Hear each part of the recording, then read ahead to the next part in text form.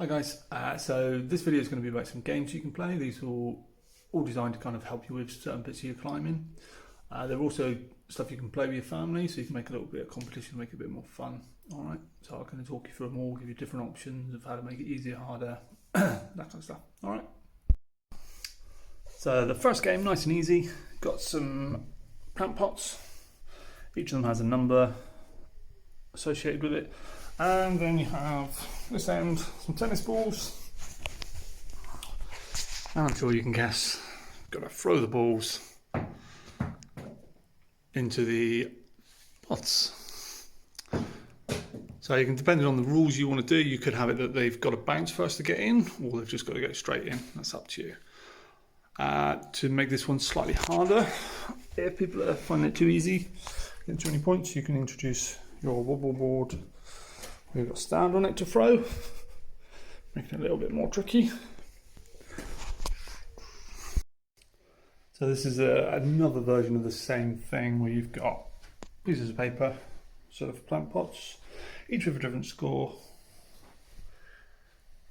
And then I've got some bean bags that I've made. So these are just made out of some old material and a bit of rice sewn up. And you can again just throw them and see if you can land on them. While you are doing these throwing ones, make sure you're doing it with both hands as well, so you're getting the most out of it. Obviously, if you get points, add all the points up and then see who's the winner. So, unfortunately, I've only got 15. Oh well. So for the next game, the basic stuff you'll need is a tennis ball and a blindfold. And what you'll have is somebody down one end with a blindfold on. That's my dog's favourite teddy. And you will put the ball in front of them. And the other person has to try and get all the way down to them and take the ball off. This person can only hear, so what they're doing is listening out for any noise they may make. They get 3 shots. So, if Teddy was to hear somebody, he would point in the direction, and if that was the person, they would be out.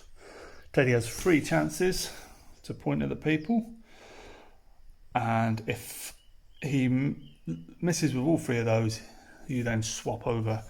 This works well with 2 people, or you can use it with multiple people, getting multiple people going at different times. Obviously here, with the limited space I've got, it's quite easy for the teddy just to point and say, oh, there you are. But if you've got a large space, it works really, really well. So this is the very basic model of it, and I'll show you some other versions of it now. So all I've done now is just put some pieces of paper on the floor. Obviously, if you've got chalk, just use some chalk or a bit of tape. Now when the person's going down, they can only use the bits of paper to stand on. So for then, they've got to be nice and therefore where they stand, and when they move to getting all the way down to the teddy. Cool, another variation. So if you're still finding that quite easy, what you can then do, make it a little bit harder. So these are just some old Christmas bells I've got. You can put them kind of next to the bits of paper or the chalk mark. Just they've got to be really, really precise with their feet then. Another option. You can even make some hurdles, making it a little bit harder, so they've got to go over it, under it. Obviously you guys have probably got more space, so you can spread this out and have loads of different stuff. And then I'll give you a last option with this. Cool, so this is a bit of an extreme version. But we've got water bottles which you can't knock over. You've got a ball that if you knock, it's going to knock over something. You've got something which has got a bell on.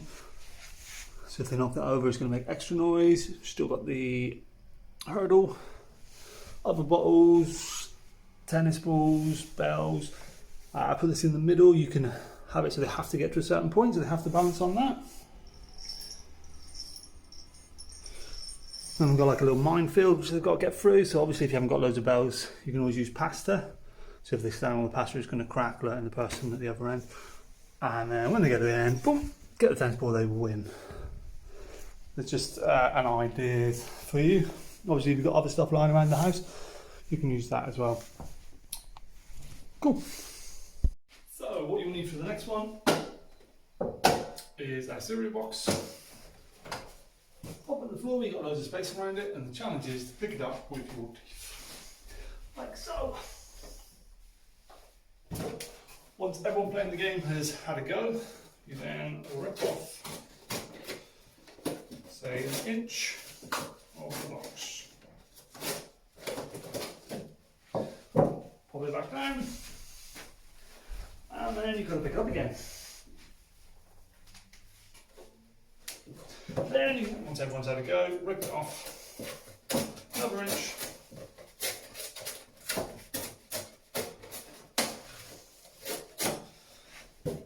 Down, and so keep going until people can pick it up. If they can't pick it up, they're out. The last one to pick it up wins. What you'll need for the next one is either a load of corks or maybe some small animals or some small targets. And what you're going to do is arrange them like so. So you've got different heights, different places. If you've got, you know, a wall you can stick them on, that'd be brilliant. And you give yourself 3 minutes. And however many tennis balls you've got, and then you throw them at them, and you're going to try and knock over as many as you can within that 3 minutes. The best way to do this game, if you've got the space, is have a couple of circles. First circle with all your corks in, then the second circle around, so then you can only throw from outside the circle. So if the ball goes in the circle, you can go and get it, but you've got to get outside before you throw it back in. And then you count up how many you've knocked over within 3 minutes. Whoever's done the most within those 3 minutes wins. So the last one for now, this is the laser maze. So I've just made this up out of some wood that I had lying around, a couple of buckets, drum handle, and some old rope. So obviously the idea is that each person has to get through the laser maze without touching any of the ropes. If they touch the rope, they get a point. Whoever has the least amount of points by the end wins. So as you can see, yeah, it's really simple. Just wherever you've got some space to whack it across, I've just used like a bucket there to hold that in place. This is just propped up against that, looped around, a little bit of tape in places. Alright, so it just gives them something to try and get through. Cool. Let me know how you get on with it all, and I'll speak to you soon.